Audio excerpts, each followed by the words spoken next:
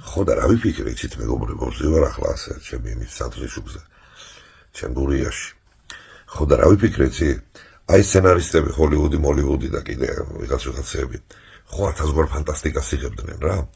და მე იყო ეს როგორც წინასწარმეტყველება რა, ესე წყალდიდობები, ბუნებრივი კატაკლიზმები, აი ნებისმიერი ფანტაზია რა, სცენარისტებს მოსდიოდათ რა, აი ფანტომასი რო რაციას, მაშინ რაც არ არსებობდა, ხო?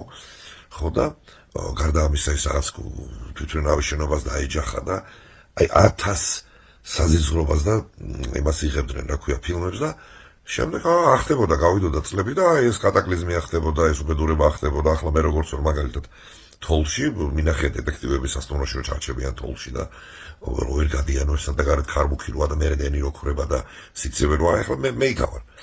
მაგრამ არც ერთ სცენარისტს მსოფლიოში არ იყო ტვინი ეწინასწარმეტყველა, რომ ამერიკის პრეზიდენტი ესეთი ლეღვი მოვიდოდა მეგობრებო. და ესეთი ლეღვობა მსოფლიო დადგებოდა. მე ვერ ვიხსენებ. ვერც ახლა ვიხსენებ.